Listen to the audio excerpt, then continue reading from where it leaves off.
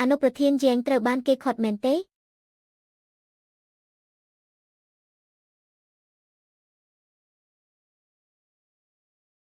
លោកប្រធានក៏បានដកតំណែងអនុប្រធានរបស់ខ្ញុំហើយឲ្យនាងមកជំនួសវិញថែមទាំងឲ្យខ្ញុំធ្វើជាជំនួយការរបស់នាងទៀតគឺខៃអុយនាងត្រឡប់ស្ខ្មៅហើយប្រើវិធីបែបនេះមកសងសឹកខ្ញុំពិតជាគួរឲ្យធុញខ្លាំងណាស់ត្រឹមត្រូវហើយលោកប្រធានកាតាមពិតមិនចង់ឲ្យនាងបន្តលូកដៃក្នុងរឿងក្រុមហ៊ុនទៀតទេគឺខ្ញុំជាអ្នកអង្វរជំនួសនាងទាមទារតំណែងជំនួយការនេះមកខ្ញុំដឹងមនុស្សស្រីបើគ្មានការងារធ្វើនឹងត្រូវដាច់ចេញពីសង្គមជាពិសេសមនុស្សស្រីដែលធ្លាប់មានកូន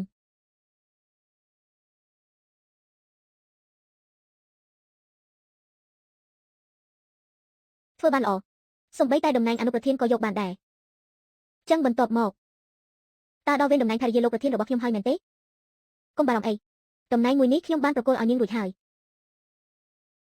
ចំណែកអង្គុយបានឬមិនបានគឺអាស្រ័យលើសមត្ថភាពរបស់នាងហើយ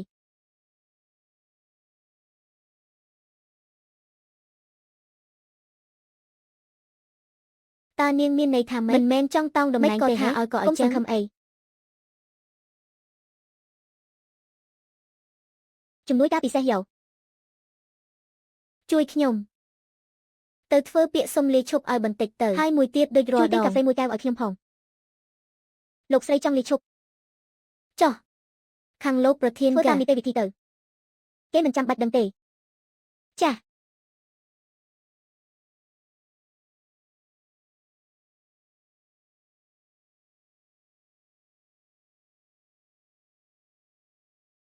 អ្នកនាងជេង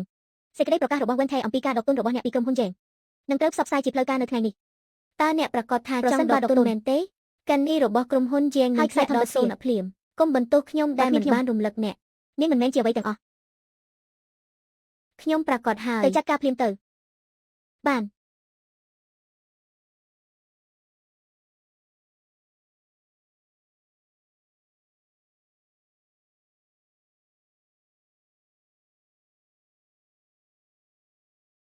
គឺខៃអុយ